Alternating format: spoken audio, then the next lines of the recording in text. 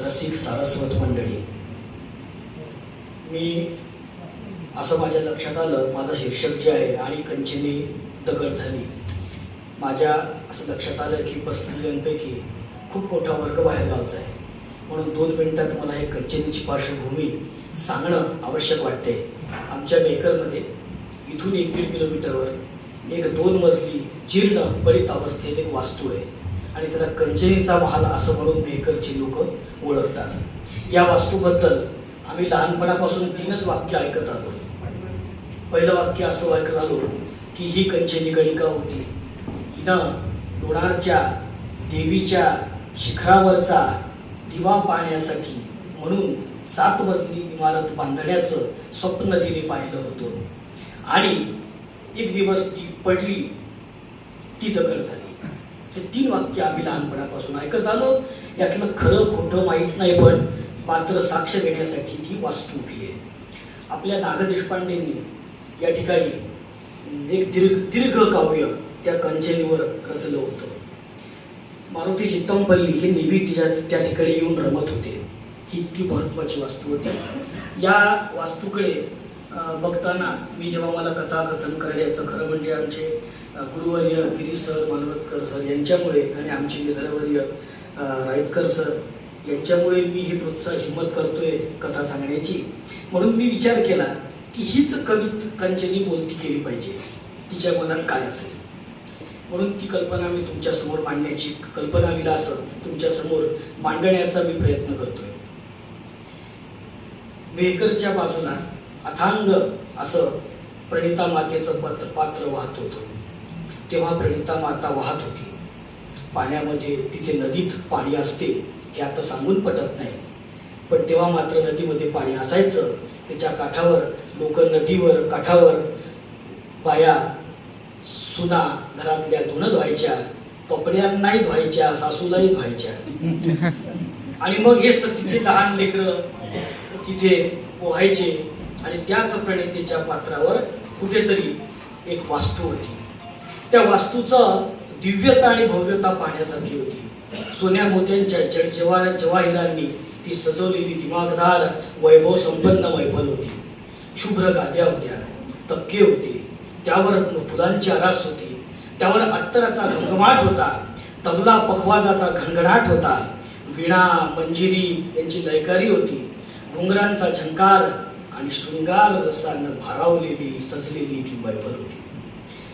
ज्या ठिकाणी उच्च आसनावर बसलेला कोणीतरी सत्ताधीश, राज्यकर्ता, सरदार, अंमलदार होता, जिला ही कंचनी कदाचित राजेसाहेब असं म्हणत असावी. तिच्या समोर ही सुंदर कोमल मादक अंगाची ललना नृत्य करत होती. पायातील नुपूर आणि घुंगराचा मिश्रित कलरव खिणखिणत होता.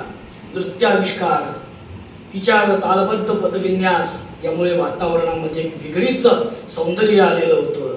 चेहऱ्यावर भावनांचं नैसर्गिक प्रकटन होत होतं आणि नाचता नाचता खुबीनं तिनं आपल्या अंगातील घागऱ्याचा धरलेला गोल फेर, त्या नृत्याची अदाकारी, हे असं चित्र तिथे रंगलं होतं. हे चित्र होतं मेघंकरच्या 16व्या शतकातल्या कंचनीच्या महालातल्या कंचनीच्या नृत्याच्या समारंभाचं. कंचनी नृत्य करत होती. साथ देणारे साथ देत होते, वाद्यांची साथ होती, वाद्य वाजवणाऱ्या कलाकारांची साथ होती आणि तिचा मालक तिला बघत होता. सुंदर शृंगारित अलंकारी होती आणि त्या ठिकाणी उत्तरेला प्रणिता मातेच्या तीरावर ही कंचनी आपल्या प्रदीर्घ महालामध्ये, सुंदर सजवलेल्या महालामध्ये आपल्या प्रियतमासमोर घालवलेले क्षण ती आठवत होती. कवी ती नृत्यानंतर सगळे निघून गेले आणि ती संवाद साधते आपल्या प्रियकरासोबत. त्यांना सांगते की ह्या सोन्या रूपानं सजवलेल्या मखमली चादरी, हे विटा, या सोन्याच्या विटा, या पडद्यांच्या झालरी, यात आनंद नाही मला. माझं स्वप्न दुसरं आहे, माझी भावना वेगळी आहे. तोचा मालक म्हणतो, तू तर गणिका आहे, तू कंचनी आहे. ती म्हणते, हो मी कंचनी आहे आणि माझी तीच ओळख आहे. मी गणित आहे असं तुम्ही समजता, मी अनामिक आहे, मी अथांग आहे. जात धर्म यांच्या वय यांच्या बंधनाच्या पलीकडे मी गेली आणि म्हणून मी मोकळं सांगते तुम्हाला की इथं मी तुमच्यासाठी जरी आली असली, मी या गावची जरी नसली तरी या गावानं माझं मन वेधलंय. मला जिंकलंय या गावातल्या प्रणिता मातेनं, इथल्या वास्तव वस्तूंनी आणि इथल्या लोकांनी पाहिली या वेध लावी पैसे जीवी जुळवणी. हे ज्ञानोबरायांचं वाक्य माझ्यासमोर, चरण माझ्यासमोर जातंय. कारण या ठिकाणी मूर्त्या आहेत, अप्रतिम मूर्त्या आहेत. या ठिकाणी त्या मूर्त्यांच्या वैभवाला शोभेशी अशी मंदिर आहेत आणि ती कुठे गेलेत, आता कुठे गेले? हे सगळं ऐकताना तो जो तिचा मालक होता, राजा होता, तो म्हणाला तू काय बोलते, मला काहीच कळत नाही. अरे तू काय बोलायला पाहिजे? तो विषयासक्त होता, तिच्या मासद सौंदर्याकडे त्याचं लक्ष होतं. तो म्हणतो कंचनी तू वेडी आहे, तुला तू शृंगार केला पाहिजे, तू स्वामीला खुश केलं पाहिजे, तू आयुष केला पाहिजे, चैन विलास केला पाहिजे, दागदागिने घातले पाहिजे. हे सोडून तू भलतं काय बोलते? ती म्हणते तेच माझं दुःख आहे की मी काय बोलते हे कोणालाच कळत नाही. तुम्हाला कळत नाही यात गैर नाही, पण गावातल्या लोकांनाही कळत नाही, त्यांनाही जाणीव नाही, त्यांनाही समजत नाही. त्यांना कळत नाही की इथे किती सुंदर मंदिरं होती, इथे शारंदर होता, इथे नरसिंहाची सुंदर मूर्ती होती, चालुक्यांच्या काळातली, यादव काळातली होती. इतकंच नाही, इथे कुठे गेला तो मार्कंडेश्वर, कुठे घेतला तो बाणेश्वर, कुठे गेलं ते मिथिला तीर्थ. अहो चक्रधरांना इथे 10 महिने राहावं वाटलं होतं. 10 महिने सगळ्यात जास्त काळ चक्रधर राहिले. की तो काळखंड होता, तो गेला कुठे? ती पैलगंगा आता कुठे? ती कुठे वाहते? ते डबकं होऊन बसलेले गावातल्या सांडपाण्याचा साठा झालाय. आणि हे सगळं वैभव, हे सगळा इतिहास हा ठेवा, पुन्हा वैभवात उभा राहायला पाहिजे हे स्वप्न मी पाहत होती. हा माझा दिवा मला लावायचा होता. या दिव्याचं टोक दुसरं होतं लोणार, जिथे चक्रधर होते, जिथे दैत्यसुदन आहे, रामगया आहे, खूप मंदिर आहेत, रामेश्वर आहे.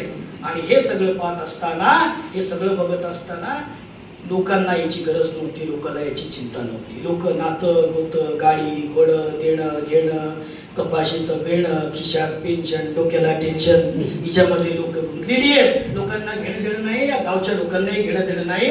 अहो त्या लोणारला भगवान राम आले होते, त्या लोणारला स्वच्छ पाणी पाहिजे, लोणारला धार आहे, लोणारला रामगया आहे. आणि ही लोणारची मंदिरं म्हणजेच दिवा, म्हणजेच वैभव, म्हणजेच इतिहास मला बघायचा आहे. लोणार फार जवळ आहे, एअर डिस्टन्स जास्तीत जास्त 10-5 किलोमीटर आहे. आणि त्यामुळे ते शक्य आहे.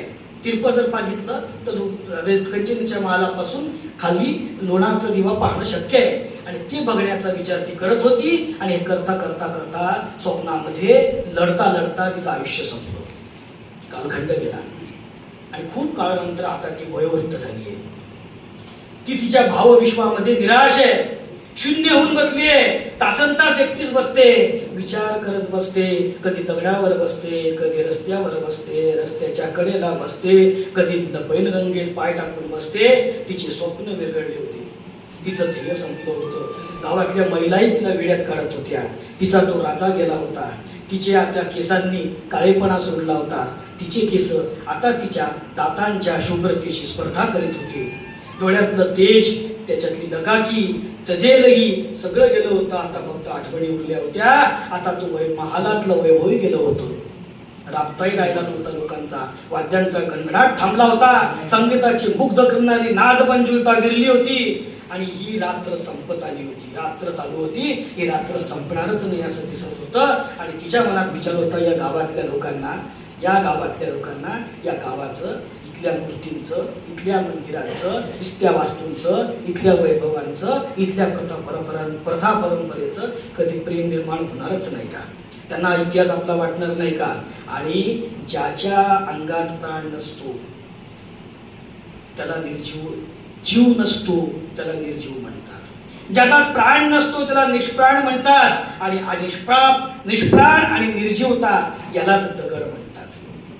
पण निष्प्राण मी कशी झाली आता?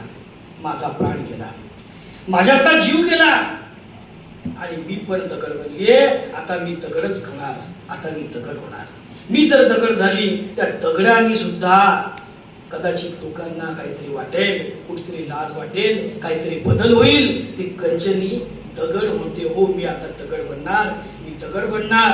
आणि मग कुठेतरी केव्हा तरी तिने उडी मारली, खरंच मेली माहीत नाही, परंतु जिचं मन मेलं ती दगडच असते. त्यामुळे कंचनी दगड बनली. 400 वर्षापासून तो दगड खुणावतो आणि त्याच्याकडे गावातले उरलेले सगळे दगड टुकटुक पाहत असतात. धन्यवाद.